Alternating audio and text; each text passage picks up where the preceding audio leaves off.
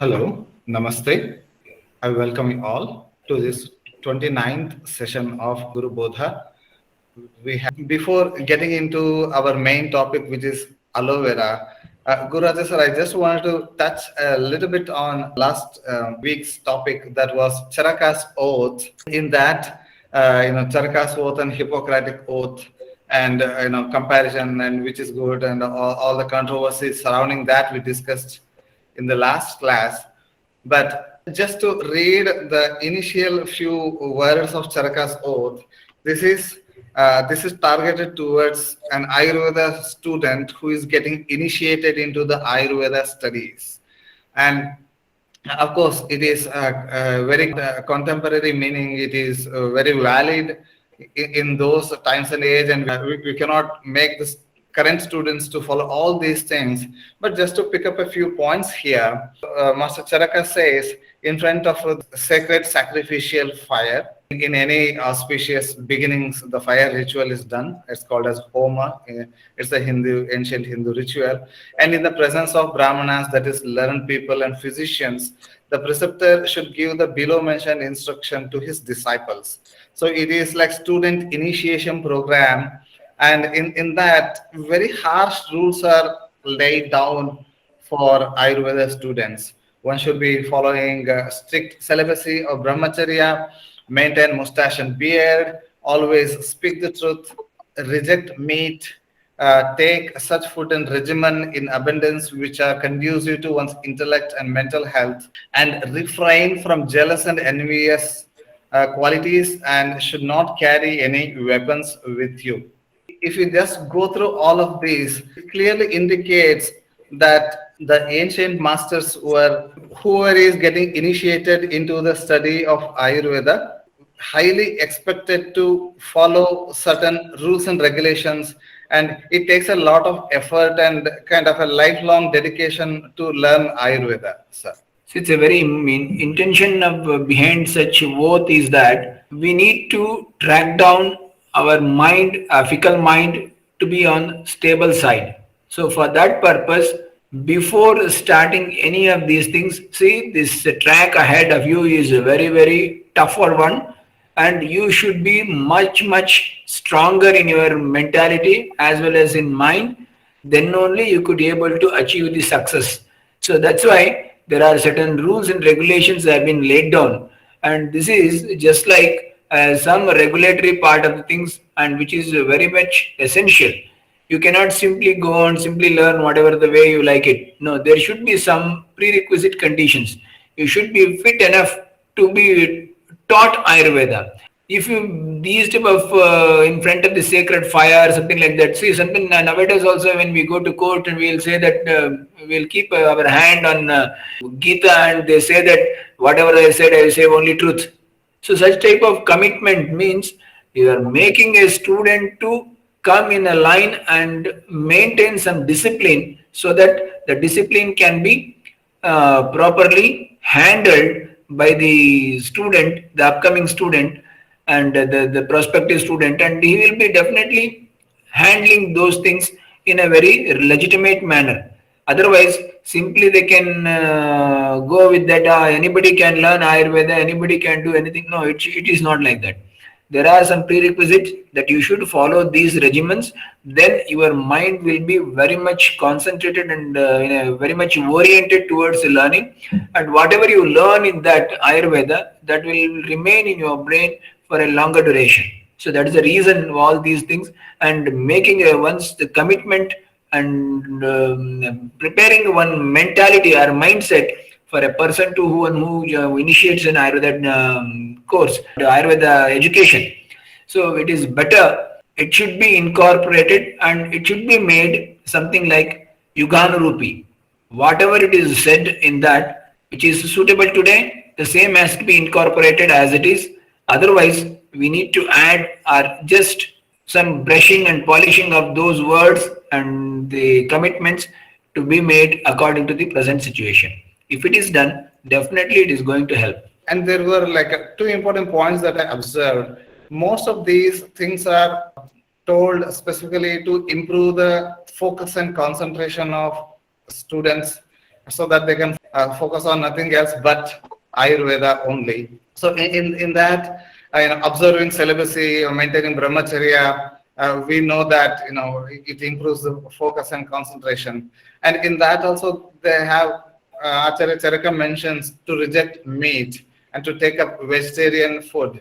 Probably the simplicity in food and in lifestyle and rejecting meat would also improve mental focus a little bit for students. See, rejecting a meat, why it has been said that most of the meat preparations, of course, very rarely people eat meat without cooking it. Otherwise, most time it is being cooked. And whenever they cook it, it is either made in a form of a pungent material with mixing up with masalas, oils, and all those things. So that is definitely going to initiate some sort of pitta problems in the body. And these things, not only based on the quality of the meat, it also instigate your tamasa bhava, or it reduces the sattvika guna and it improves the rajasika guna. So when rajasika guna and tamasa bhava or guna is increased in a person, then he will not be concentrating on the studies. And moreover, these meat and these things are very rich or guru in nature. They take much extra time and agni to digest, and that time of during when the digestion is going on, if it is taken, then your brain will have a little bit less supply of blood, which is also helpful to sleep. That's why when we take heavy meals, then we feel sleepy. That is the reason, because certain portion of the blood which is flowing towards the brain redirected towards the gut for the purpose of digestion. So in order to overcome all these things, they said avoid it. You take those which are lagu, easily digestible, and which can be nourishing and not disturbing your sattva, rajas, and tamas. So if your sattva is improved, then automatically you can concentrate on your studies. So that may be the reason why I said avoid meat. Thank you, sir. And last point in that is Master Charaka continues saying your looks, appearance, and apparel should make you look modest and a noble person. You should avoid drinking wine, committing sins, and having association with those committing sinful acts.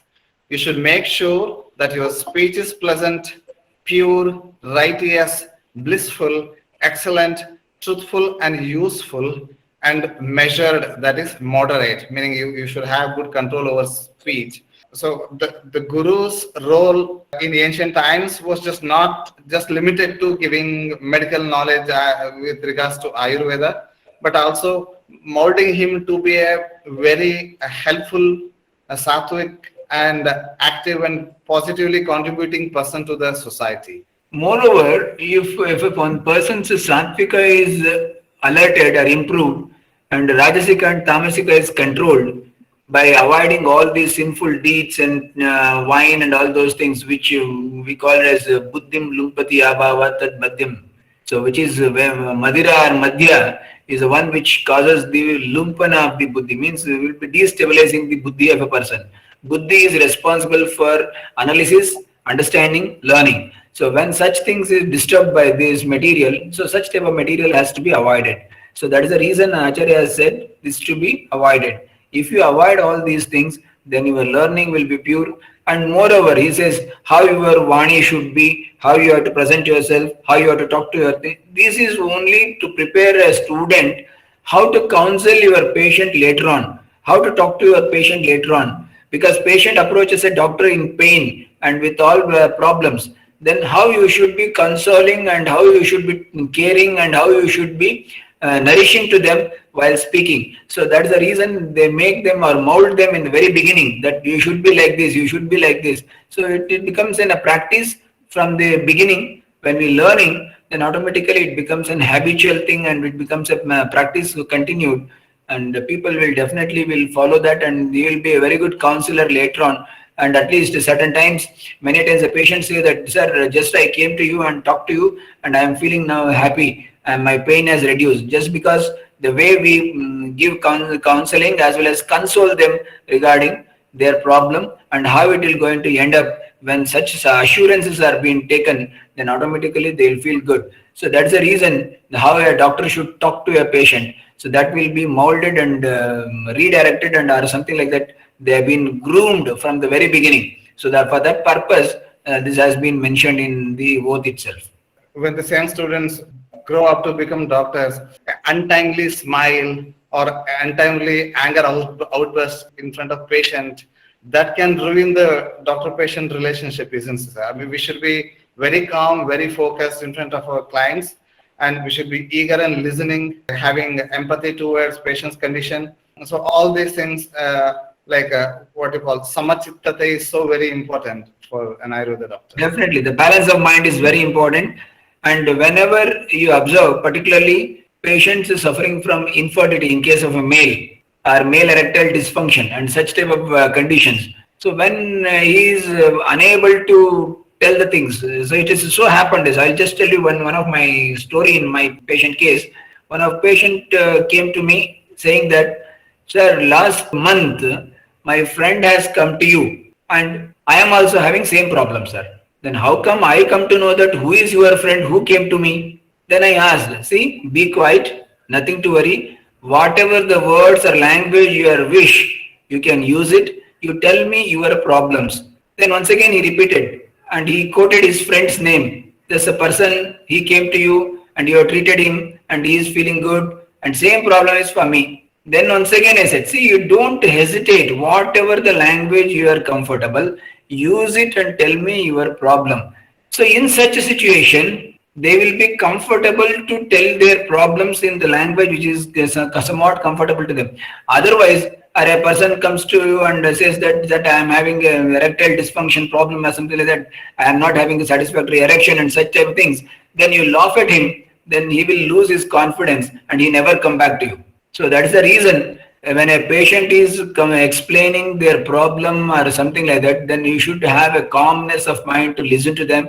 You should have a listening ear, and that is very, very important. And when you do this, automatically the person will develop a confidence in you and he will reveal all the secrets and many part of the history which may be useful for you to treat later on. So that is the reason we should be very, very compassionate towards the patient while listening to them and their problems, and we need to drag out the information from their mouth by acting in a very leading role in that and convincing them or consoling them, and you just giving some sort of assurance that I am there to treat you, I am there to solve your problem. You just come out, what is your problem, let me listen to you. So all these will definitely will help, and this type of mentality and this type of presentation, the way we talk to them is very, very important, and that can be molded or groomed in a student from the very beginning. If we make them to learn these things, then definitely they will become a very good Ayurveda physicians later on. With your narration, I remember one more patient instance that you had shared with us back in 2001 or 2. A patient came to you and told that, Dr. Saab, whenever I go to drink water, water spills over. So I'm not able to drink. So you asked him many times and he kept on repeating, but he was a young person not having any, Parkinson's or anything. Can you please narrate that? So he was in his 50s and he had a second marriage. And he came to me and he was suffering from actually premature ejaculation and male erectile dysfunction. But he was unable to tell those things to me. And he was telling that, you can understand, doctor, whenever I would like to drink water, water spills before I drink. And then I thought this may be because of some neurological problem and he may be having the vibrations in his hand, or he was unable to hold the utensil or cup or a glass of water. Maybe that's the reason he is spilling. I checked his all hands and I made him to just stretch his finger, close his eyes, and I was observing for any vibrations. There was nothing like that. Then I asked once again. I could not find any vibrations, and I had given my pen to him and who asked him to hold it. And I asked him to write. Everything was then normal. Then I said, where is the problem? I could not understand. Then he once again said, Dr. Saab, you may be not understanding my problem. You just understand my problem Whenever I feel like drinking water, before I drink water, water spills from me. And then once again, I was the same. But then I said, see, don't hesitate. In front of doctors and lawyers, you should be very open and you convey your problems. If you convey your problems in a right sense, then we are there to help you. Otherwise, it will be very difficult for us to understand. Then, still, after these words, also, he was telling the same thing. Then I suddenly got a clue and I asked him, are you having any problem in your sexual life? Are you comparing this one as an analogy in sexual life? Then he said, yes, doctor, now you catch my point. So this is what happened in those times. Yeah, I mean, we should be like sometimes better than better than sleuths and detectives to find out the hidden meanings of the. A bad smile or a wrong timed smile can ruin the patient's confidence in us. And I mean, before doing post graduation, I was working in a psychiatric nursing home. There, we used to get obsessive compulsive disorder people who have this stealing tendency. They cannot contain themselves or restrict themselves from stealing. They have to steal, otherwise they'll feel very uncomfortable and unsettling. And there were cases of exhibitionism. It's a kind of a sexual perversion where a person becomes naked in front of other people suddenly out of the blue. For us, the doctors, these are all cases, these are all problems, real problems that the patient is having, and we should be very sensitive in dealing them. We should not be judging them because they're coming to us not to get judged by us. They're coming to us to get solace, get solutions. See, definitely. See, many a times it so happens. I have seen even many of our doctors, even after all these things, they say that are you all grouped together and sat for the midday meal or something like that. Then if somebody talks about some feces or some stool or vomiting or something like that, or it has happened with that patient like this today, then they'll feel that, hey, what is this? Why you are telling all this at the time of eating? And so many things. So we should not have such type of all nonsense things. See, all these mala, mutra, everything will be inside our body, and with that only we will be moving everywhere. And whatever we eat today, it will become a part of mala and mutra tomorrow. So we should not feel any bad for that. That's what somewhere I read, and joke was also there that in front of a laboratory they are mentioned it may be stools and urine for you, but for us it is a bread and butter. So we should be very clear in that terms. We should not have a hesitation or something like that regarding these type of things. So when we don't have such apprehensions, definitely we will handle the patients in a very quiet manner, and we can convince them and console them. And giving very confidently what we speak to the patient is one of the important factor which supports their mentality, and they'll become more open and they'll convey with their problems in a quiet manner. So that's the reason. Yeah, Pradeepaji has raised her hand. Can you please go ahead, Pradeepaji? Namaste, Dr. Janardana. Namaste, Dr. Gururaja. Very quickly, I usually when I have male clients, I also, and sometimes if they come with hair loss problems, etc., I start with saying, I'm going to ask some questions. If you're not comfortable answering them, you can let me know. So that setting that pretext, I think that context will usually help when I ask questions on their reproductive or their sexual health, etc. So I have this case, and because we're talking about, how we have to react to how much extent we are going to counsel and all, right? So I have this new client who comes to me. He's 35, and he was leading a very not so healthy lifestyle, but suddenly in 2020, end of 2020, he got down with COVID. And then he was in lockdown, and he said he invested at least 8 hours listening to Sadhguru and other monks and speeches.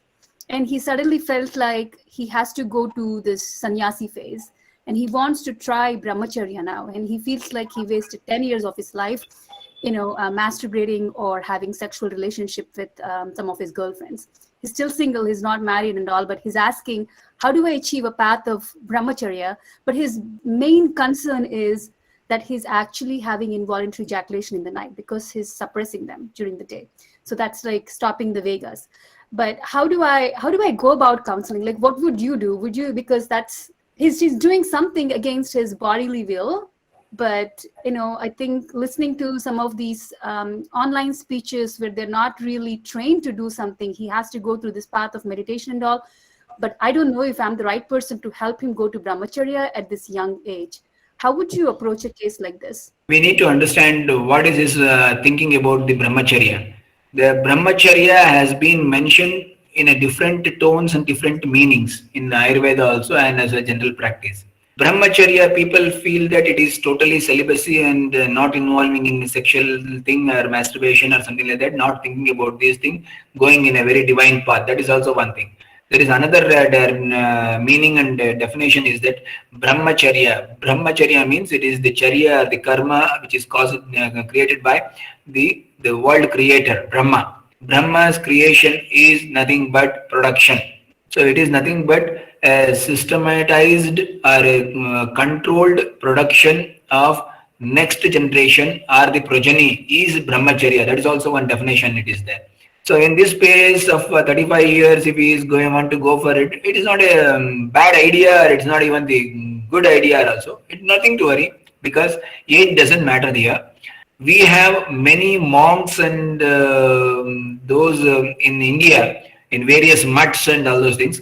They have been brought on this line at they are very young, at 8 years, 10 years, or 15 years. Then only they'll go for the diksha and they'll turn out to be on the divine path. So if somebody after going through this also goes for the divine path, you want to go for it, nothing harm in it because he has already seen something like Grihastha ashrama without entering the Grihastha ashrama.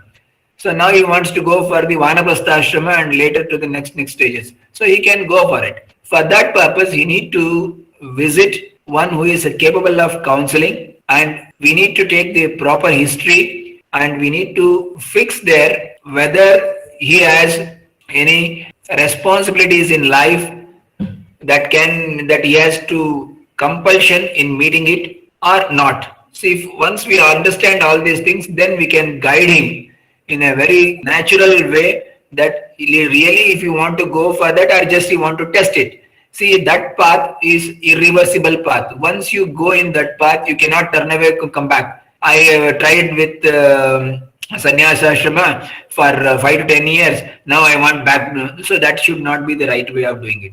So it should be convinced that this is a irreversible path. If you stretch in that line and you go in that line, then it is very difficult to come back. There are people who have come back from that type of phase also, but people lose their respect if they do that type of things. So that should be very, very cautious approach and ask him whether are you really really you are feeling that you want to go for in that direction or not, or simply you want to just try it. So all these questionnaires and taking a conversation with him, then definitely it will help to come to a conclusion whether he should be allowed or he should be guided in that line or he should be asked to restrain for some time from that. But still, for his mind calmness and he don't want to go for the sexual thinking or masturbation and all those things, which may be very right for his age. But if he don't want to go for that, then he needs to listen to the musics. He should listen to the Sadgurus and such type of people's deliberations. And if he continuously engage himself in this type of thing, definitely that type of thoughts can be controlled. Okay, thank you. So one of his pathological question is, how can I stop this involuntary ejaculation? He has like these wet dreams in the middle of his sleep. So he just gets up to a wet bed. And because he's not naturally doing it. Let me tell you one thing. How a woman experiences a menstruation every month, similarly, a male in his reproductive age group definitely experiences this type of night or nocturnal ejaculations, and which is considered to be as normal. It cannot be, because he has some apprehensions and some understanding regarding this masturbation as well as his ejaculation. That's why he, at the end of the day, when it is so happened, he is feeling negative feelings. So there is no need to go take the negative feeling, try to control it, and definitely such type of things won't come directly. These are due to the outcome of what he has seen in the day. Entire active day activities where he has seen something like provoking something type of that things, and he has thought process has been generated in his brain, and that will come as a dream or something like that in the night. Then he'll have an nocturnal ejaculation, so nocturnal emission. So that is very very common, and in the age group of a male, of a reproductive age group, and such type of things are very very normal. It cannot be considered as a pathological one. Oh, awesome. Thank you so much. He also read somewhere that is continuing to drink turmeric and neem water every morning and evening, so his semen can dry up a little bit. And he asked me if he ever decide to go back to Sansari phase. I haven't counseled him yet. This is a brief conversation I had with him over the weekend. And he asked me if I ever stop this, like after 5 months or so, can I come back to, Sansari phase, and can I go back to my normal sexual life? That's what I'm telling him. He is trying to experiment the sannyasatva. That is not the right way of doing it. If you want to do sannyasatva, he has to go in that path continuously, further. He should not come back. I will be married for 10 days, then afterwards I will give a divorce. That is nothing but the same mentality what he is showing. So you convince him not to enter into that phase. It is not suitable for him. His mentality is something different.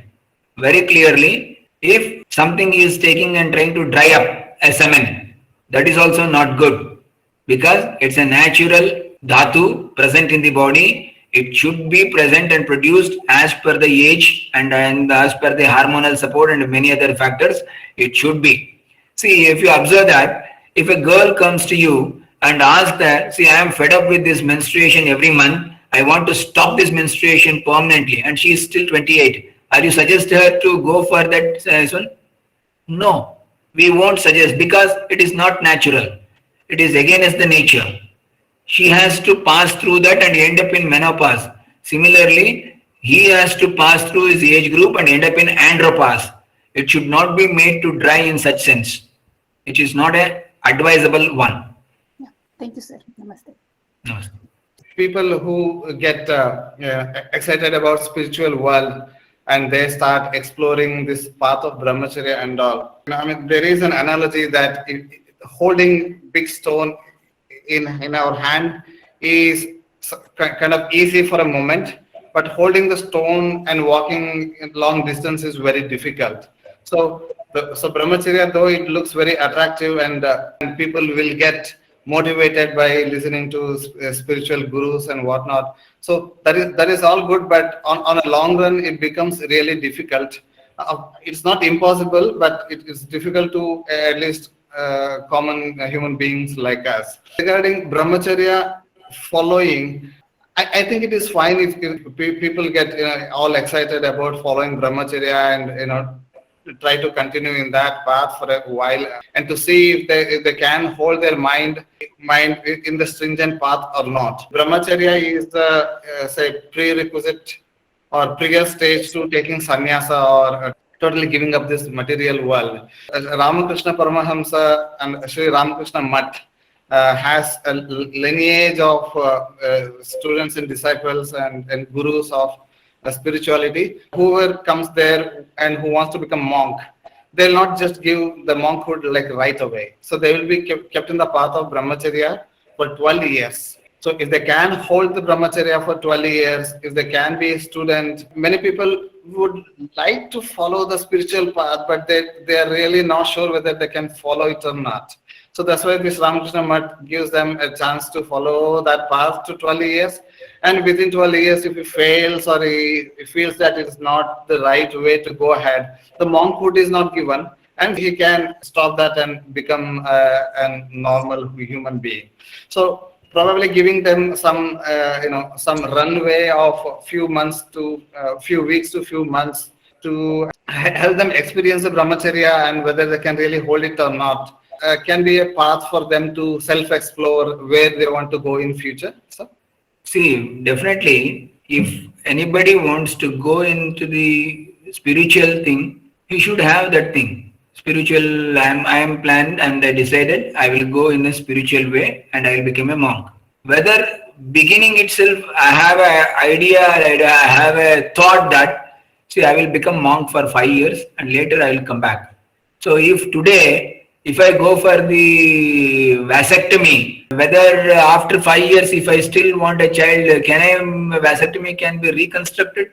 If such thought is there, then why you want to go for a vasectomy? Similarly, then why you want to become monk? When your planning is to come back to your regular human being activities and all these things, it is better avoid it. I mean, following the path of like self-discipline with simple brahmacharya, especially for the teenage. I mean, he's 35. I mean, I'm just talking about the teenage people, the young ones. So, following the path of brahmacharya and having a disciplined lifestyle will make them to control their sense organs, make them very disciplined, and in future they may become monk or they may take up a family life like all of us. But at least in the initial years, initial building years of teenage, brahmacharya is a very healthy habit to inculcate for all of us. So, Definitely, that is what Ramakrishna Mission something they are doing it. That's a right way of doing this. There is a stringent way of life to follow, and if you could able to do it for a few years, then automatically it becomes a habit and it becomes a nature in you, and then you are stabilized and you could pass those initial tests. Then definitely you can run ahead with that. And if you are unable to cross that, then it is better to return, and that may be the right way of doing things also. But in this case, when a patient approaches to a doctor and asking for this sort of suggestion, so just in a discourse or the discussion, if we know that he has any plan of returning back, then ask him to not to enter into that area itself. That is not a right kind of thinking and right kind of approach. a person following brahmacharya still can, I mean, brahmacharya means restricting sexual thoughts, sexual behavior of all kinds, physical and mental thoughts. So when one is doing that, it's very natural for the person to have involuntary ejaculation here and there. So as long as he is not if he really wants to follow brahmacharya, but still he gets involuntary, unprovoked ejaculations, so that is not related to the mind. So the brahmacharya is still intact there. The ejaculation is happening as a normal physiological process. That's it, sir. See, nocturnal emission or involuntary ejaculation, it is happening because of the experiences or the previous thoughts and pictures and information which is fed to our brain from morning to evening. We are meeting so many people and we are observing the opposite sex persons and listening to something or observing something. And in the end of the day, then I want to become a monk. That is not the right kind of things. If you have that tendency to become a monk or you want to become explore that path, then try to avoid all these things from the very beginning. So if you could be able to do that, then it is fine. Otherwise, it is not a right kind of mentality for you. And everybody think in that line that I want to become a brahmachari and I would like to do that. Then what about this entire universe? How to run the next generation? That's what the population is getting low in many of the countries. That's the reason. We don't want to have that type of things. See, brahmacharya means it is something different. Following the sexual activity in a disciplined manner is also brahmacharya. That's why I said there are many meanings for this brahmacharya. It is not the total abstinence. Yes, sir, definitely. And even Sri Ramakrishna himself gives that even a married person can still have a married life. Still, he can be brahmachari in his mind. I mean, as long as one is following the worldly duties with a sense of detachment, it's all fine. Rajini ji had raised her hand. Can you please go ahead with your question? Hi, can you hear me? Yes. Hi, namaste. So my question is along the opposite of this.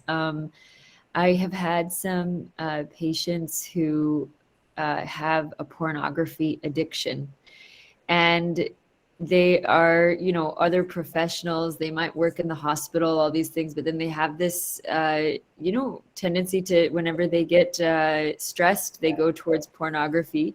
And they've asked me about if there's any kind of, how do you, I know that even amongst younger people, 18, 19, maybe they go for this more, but the person that I'm thinking of right now, he's about 42.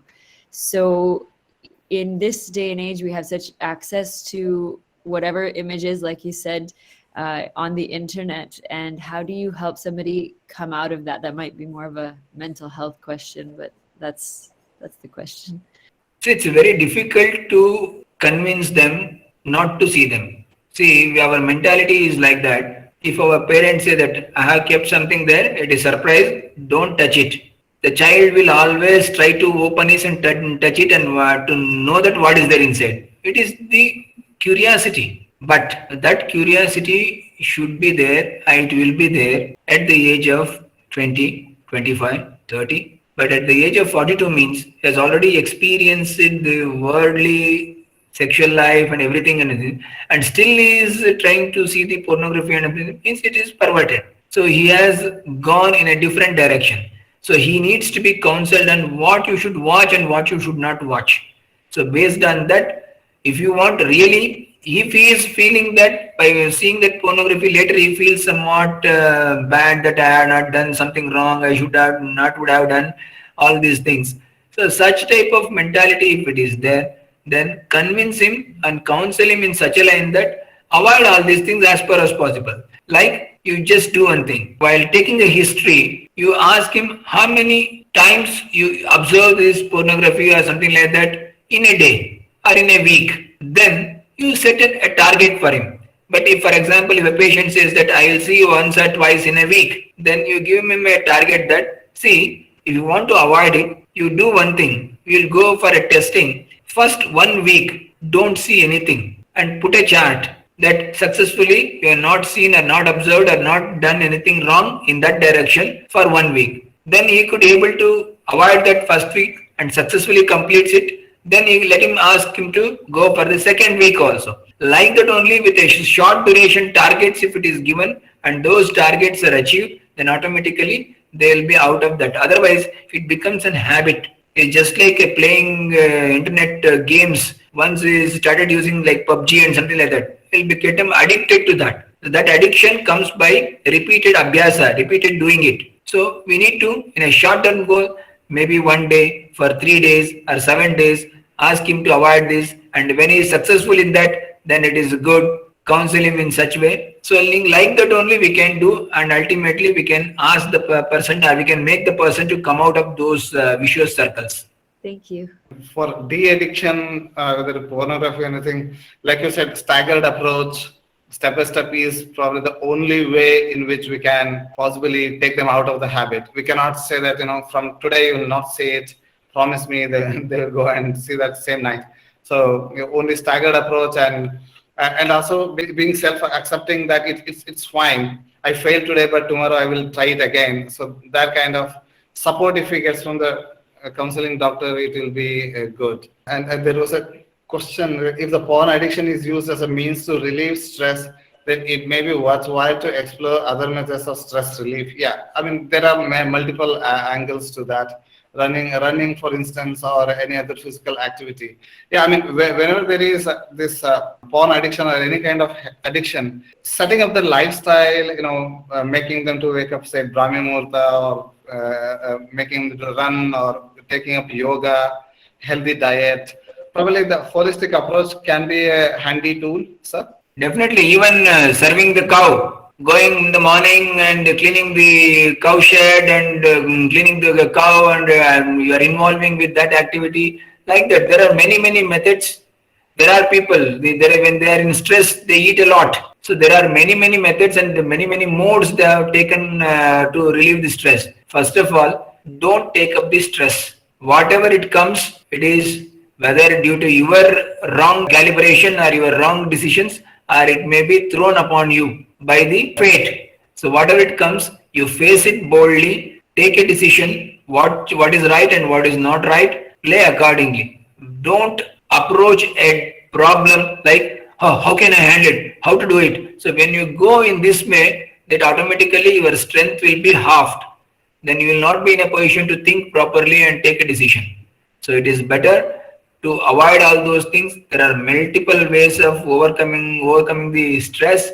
So that can be done, not only just by seeing the pornography. That is what their development, the way they are being grown up. So what the wrong things they have done, and that is they are taken care of. So many times people will also go for a smoking in order to overcome the stress. Some people will go for drinking alcohols to overcome the stress. So it is in the name of stress, they will be repeating it. Unfortunately, that is not true. and it is just a triggered mechanism from the brain. See, I have a patient.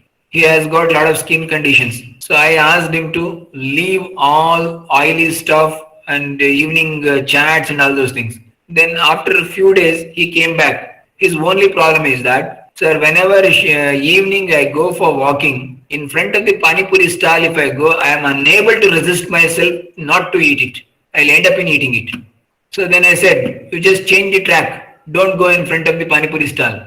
If you go in front of the Pani Puri stall, you will be stimulated because of your nerve endings and previous experience, which is present in your mind. It will stimulate you to go and have the Pani Puri. So avoid it. Don't go in front of the Pani Puri stall in the evening. That is the first way of breaking it. So like that, whenever a patient comes with a specific problem, we have to come with a specific solution to that. That is the way we can tackle it, and we cannot have a simply straight away tailor made solutions and protocols for all the conditions. We need to incorporate all these type of resources and all these type of clues which is said in our Ayurvedic text that can be made according to Yuganurupi, applicable to the present day situations. We need to understand in such a manner and apply those things. Then the things will settle down slowly. Last point on that, pornography addiction and many types of addictions. Probably a wrong set of friends or wrong set of people who are surrounding that person, who are hanging out. That person can be a problem. Like you said, spending time with cow or doing some kind of social work. All those things kind of helps them to make them see more useful to the society. Make them like believe in themselves that they can be helpful to others. Especially, I have seen this same case. I think this was explained by J.K. Rowling, who is the author of famous novels and whatnot. And he said Harry Potter. She says that at one point of time she was like, I think, divorced and living in social security and very poor. And she was almost thinking of suicide. And somebody said that when you are like totally down and out, try to help people who are who are suffering in hospital, or do the nursing job for free for a week. Then you will see that you too can be helpful to other people. So in that way she came out of that. Probably some kind of social service will also help them to make them feel more valuable and make them respect themselves a little more. So definitely, even another one option is that whenever they feel stressed, go to your backyard or wherever possibility, you just go and plant a plant. So planting, they definitely will increase the atmospheric oxygen, and it will help you to bring up the things. And you can just mark it in your diary somewhere that today I planted one plant. So at the end of some 1 year, then you will be astonished to see that you have planted already 250 plants. So definitely it is a good. There are many methods of overcoming the stress. That is not only the smoking or drinking or pornography is the choice.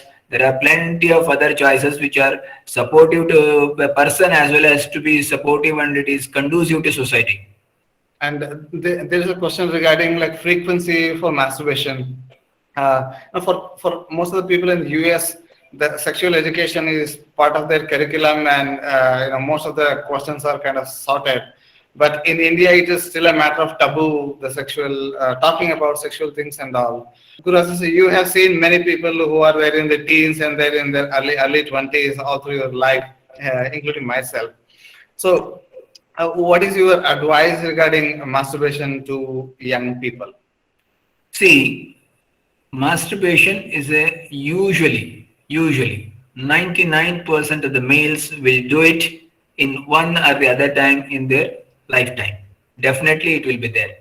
But usually in early 20s, it becomes habit because of the improved activity or increased activity of testosterone in the body. And that's the reason their mind is trying to explore this sexual life and all those things, which is not experienced. So they will be observing so many other things, and the natural phenomena from the body is projecting for the, going for or observing or attracting, getting attracted towards the opposite sex, and all these things happen in those ages. And definitely they'll have this thought and all those things. And whenever they get an opportunity, they'll go for masturbation. And as a rule, there is no such frequency or 5 times a week is good. no such things are there. But in Ayurveda, very clearly it is said we should not indulge in masturbation, because maintaining the Brahmacharya till you enter into Grihastha Ashrama is very, very important, because it will help to maintain your specific good quality Shukra and Artava. So that's what the Acharyas have said. So a very good quality of genuine Shukra should be there. For that purpose, you need to maintain this Brahmacharya. Even for to getting the particular type of offspring, they have been guided what to do, what not to do, and how to select the season, and everything has been told in Ayurveda. So we need to guide them in such direction and avoid all these things by repeated counselings and short-term targets, achieving them. Definitely, when a short-term target is achieved, automatically their mind get boosted and they'll improve its confidence. And definitely that I have not seen anything like that since last 1 week. Wow, kudos. Previously, I used to do at least 3 to 4 times in a week. Now this week is zero. Fine. Then next week also it is zero. Oh, I can do it. Oh, so that gives a confidence to a person. Automatically things will settle down. So you need to go for that short duration and things like that. But in case of addictions, many a times I have seen sudden withdrawal also causes some problem. But sudden withdrawal gives a long-lasting effect also. Whenever in that step-by-step manner, if we leave it, that we say that habit, if you just leave it, H will go and A bit remains, A goes and bit remains, and B goes and it remains, and I goes and T remains. So it will remain. So that will not be ending anywhere, and he will be, many times I come to my clinic also, many patients, they want to quit drinking alcohol. Then I suggested stop suddenly one day. Then he stopped it. Then after that 2 months he came back. Then he said, I stopped, sir. Whenever you said that day only I stopped the drinking of alcohol. Then what you are doing now? Now he started with smoking. So he has taken alternative. Then I suggested, you leave this one. Then he came with another 2 months later. He said, I stopped that one also, sir. Very good. Then what you have done now? So I started with gutka. He started chewing gutka. So in one or the other way, because this very attitude itself is that he is a fickle-minded, he is unable to control his mind, he is not having the strength in his sattva. So we need to improve his sattva by certain activities. So may you make him compulsorily going for temple, compulsorily going for certain things, or like that. Because when we take the history of the person, we'll come to know that background of that person. So accordingly, we can design the protocol of treatment. Yeah, I mean, one of the things that I have said is that, especially with the Indian teenagers, is that the guilt associated with them hurts them really hard, rather than the process itself. So sexual education is so important. Mind in that age group is such that if you give sexual education also, then they'll go for the practical experimentation of that. That is also causing another problem. So the things will settle down naturally, the things will get down. See, in India, we don't have any sexual education till now as a part and parcel of the curriculum. But we are still 130 crores population. So there is nothing to be taught in that direction. The things will be knowing to them naturally in the course. Hormones will guide them in the... Yes, definitely. And we were talking about teens, but Pratibhaji has come up with the problem with 20s and 40s. She writes, I see this trend in the West, especially in people in their 20s to 40s, that they listen to online spiritual talks and they take it to another extreme. They go completely vegan by going cold turkey all the way from being a meat eater for years. I would like to hear your thoughts on this. One such example is this 35-year-old I just shared. It's so scary sometimes when I hear people say that drink neem every day just because they heard about it somewhere, and it would they would take it without consulting with a professional. Again, I mean, if they really want to take a spiritual path, again staggered way, testing them for a few weeks to few months, and then only taking a course on that path would be ideal rather than stopping everything altogether at once, sir? See, it's very clear. At one point of time, I should make a mind that whether I should continue the present my life or I should turn out to be a monk. First, you take that decision. Then only you can go ahead. At that time or at that age, don't be having a fluctuated mind whether I will be successful as a monk. What do you mean by successful as a monk? Monk, you are becoming means you are just giving everything from your life and you are just trying to attain the moksha. You are going in that direction. Then what is there is a successful monk? Once again, you have a business mentality there that I should become a monk and then I should start preaching and the people should follow me and I should have fame and name. No, that is not the right way of thinking in life. That Brahmacharya or getting a monkhood or going this, just liberating from these worldly elements and getting attached to the heavenly bodies or getting attached to the higher levels of mental things and looking inwards. It is not looking outwards. So that is the way of the things which is told in Indian philosophies and Indian culture, that we need to follow that and we want to counsel all these things. Without doing all these things, don't jump that or let me test for 5 years or let me test for 2 years, I will become monk and then once again I will come back. No, I have seen people doing that also, but it is not right kind of this. Still you have a fickle mind. One who has become control over this sattva and mind, he could have taken a stable decisions. So the stable decision whether to stay in this present situations or continue in this situation or going in a very other way around. So a person one who is eating non-veg and all those things suddenly become vegan and all those things, that doesn't much cause any problem as such. If he wants to become vegan, let him become vegan. But only thing is he need to balance his nutrition. So in earlier he used to take a nutrition from the animal sources. Now he is trying to take the nutrition from the vegetable sources. But try to maintain the nutrition and all the necessary elements and materials which is required for the maintenance of the body. That has to be done. There's a personal health question. Dr. Gururaja sir is available for consultation at easyayurveda.com/Gururaja. I request you to make use of that. Can you say that addictive mind is due to lack of sattva? Probably yes, sir. Yes, definitely. If you increase the sattva of a person, automatically he will become much more clear in his thoughts and his decisions. And yeah, probably addiction is more related with the tamas and then related to rajas. Like mind is getting attracted in all directions and it's just sticking to one negative thing and it's not coming out of it. One question, I think there's something chart in that. Mind is the root cause for everything. Yes, definitely yes. Previously, all the diseases, when we said there are only for certain diseases, they used to say that it's psychosomatic. But now they are coming to know that it is everything is controlled by mind and it is totally psychosomatic, all the diseases. So definitely mind is a very, very important one. That's why we say that manas is a ubhayendriya. It is both karmendriya and jnanendriya. It provides information. It also helps in action. So definitely manas is involved. See, many a times it so happens when a person is in a dying deathbed and he will be counseled and in such a way that and medicines are given in such a way that then he will revive totally back to his normalcy. At that time, if we say that you are going to live, you are not going to die, why you are hesitating? You just come up, you do this one, then automatically the person will feel the comfort zone and come to that thing and he will get ready.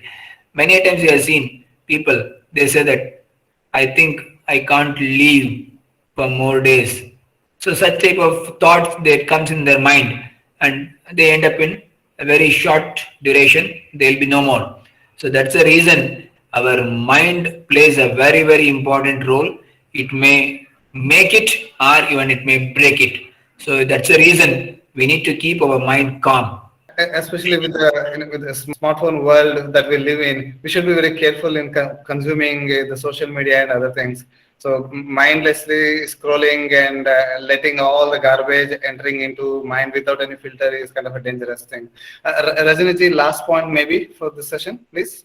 Yes, so just I wanted to ask what Ayurvedic perspective over here in the West, the modern psychotherapy often goes into the past and says what happened in your childhood, what happened in your early adulthood, then now you have this problem or now you have that problem.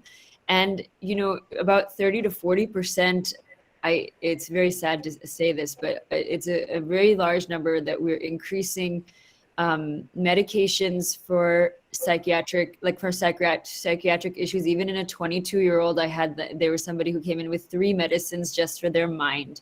So there's a suppression happening, but then there's also going to the past. Sometimes it helps the patient to see that this happened and this is my tendency because my mother did this, or I had some abuse in the history, things like that. But then from there, I find that people get stuck in that and they spend years thinking about their past. So what is Ayurveda's view on this and how can we better support them? Thank you so much for your time.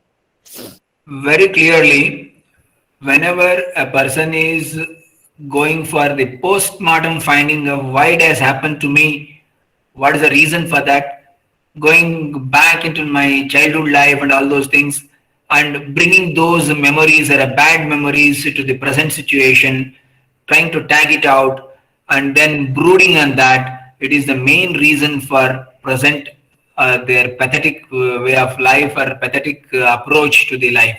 See, whatever happened in the happen, that cannot be changing now. So we need to think in that direction, and definitely our mind is the one which can able to control anything and everything.